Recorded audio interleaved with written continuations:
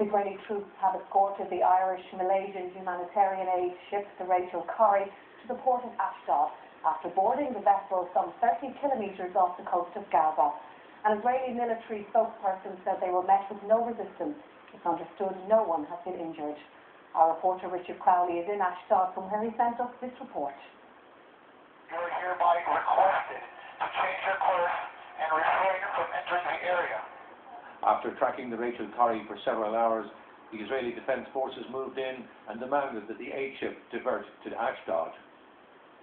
The activists ignored the calls, and finally Israeli commandos boarded and took control.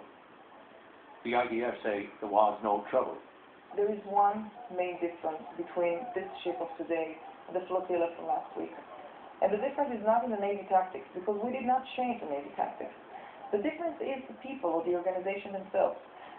Today we have seen a true and real peace activist. Last week we witnessed an angered mob that had only one goal: to kill IDF soldiers. They had no relevance to human rights whatsoever. Then the wait. On a Sabbath afternoon in Ashdod, scores of people turned out, but there was no welcome here for the Gaza flotilla. Below somewhere sit the other vessels that didn't make it. Their cargo is still here too. So what will happen to all that much needed aid? Could the UN help out? Well, of course, UNRWA stands ready to do anything it can to ease the humanitarian crisis in Gaza, anything that's both legal and peaceful. So, first of all, if we're going to take this aid into Gaza, we need to know who it belongs to, we need to know who they want us to give it to, how they want us to get it there, how do we distribute it. We can't just take in a shipload of cement or whatever and just dump it in Gaza. So there are certain things that have to be found out, but we stand ready to do that.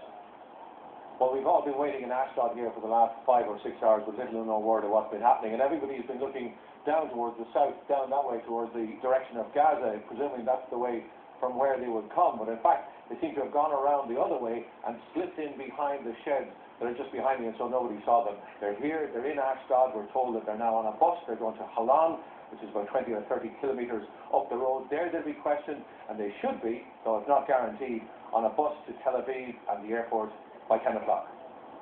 And Richard joins in now from Ashdod. Richard, as you said, the ship has arrived. What happens next? Well, it's hard to know, because all day the Israelis have been giving us misleading information, some information, and then something that seems to contradict that. As I say, we had heard that they were going to be due here about 4 or 5 hours ago. Then they headed way out to sea to come around at the other direction so that we couldn't see them. And the next thing, we were getting information that they were already inside a hangar here behind me in Ashdod, that some preliminary questioning had taken place, and that they were on a bus, and that they were on their way to Halan and a detention centre about 20 or 30 kilometres up the road. There'll be further questioning there. The Irish Embassy officials will presumably get access there.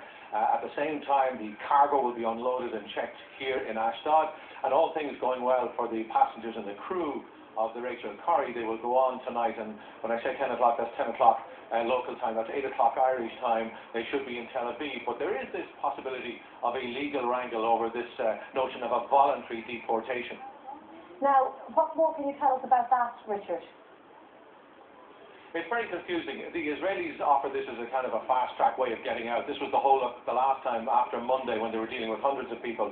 They offered this fast-track out, that if you accepted a voluntary deportation, it seems like a contradiction in terms, but basically it means that you accept what they're doing to you. But there is the possibility that some or all of the Irish people on board the Rachel Corrie will say, well, you can't deport us. We didn't want to come here. You brought us here, if you like, at the point of a gun. So this deportation has no legal standing. They may choose to fight it. That gives them 72 hours to appeal, and that means they could be here for 2 or 3 days. So we're not quite sure. The word from back in Dublin from their supporters is that they will contest this, but that remains to be seen. Richard Crowley in Ashdod, thank you. Here, around 1,000 people marched through Dublin this afternoon calling for an end to the Gaza blockade. Among the speakers calling for a boycott of Israeli goods were people who were on board the flotilla engaged by commandos on Monday. A minute's silence for those who died marks the beginning of a rally that called on workers around the world and across Ireland to boycott Israeli goods, as protest groups intensify their calls for an end to the Gaza blockade. Around 1,000 people marched through Dublin city centre in protest at the action of Israeli commandos when they boarded a flotilla of ships bound for Gaza on Monday. Outside the Department of Foreign Affairs, one man who was with the ships questioned this morning's claim by Israeli forces. that the Rachel Corrie had been boarded peacefully. The Israelis are saying that the Rachel Corrie was taken with the full concurrence of the crew. That's wrong. The Rachel Corrie was taken by armed men. It was taken by force. Trade unionists told the crowd workers around the world would support action such as a boycott. It is not good enough to speak strong words when the world spotlight is on you. What we want is action. Across Europe, thousands were on the streets of London, while the German cities of Duisburg and Dusseldorf also saw marches. Geneva too saw people taking to the streets, along with many other cities. The protesters say their campaign won't end until Israel eases the blockade of Gaza and allows aid through, and that they also believe calls for the boycotting of Israeli goods will gather momentum in the coming months. Ray Kennedy, RTE News, at the Department of Foreign Affairs in Dublin. Senator Ivor Callally has resigned from the Fianna Fáil Parliamentary Party. In a statement this evening, he admitted making mistakes in dealing with the controversy surrounding his expenses and said he should have furnished more information in his personal statement to the Seanad. Last night, Fianna Fáil Senator Larry Butler, whose expenses are also under scrutiny, resigned from the Parliamentary Party. While our political reporter Brian Dowling joins me now in the studio. Brian, the statement seems to be full of apologies. What's he saying?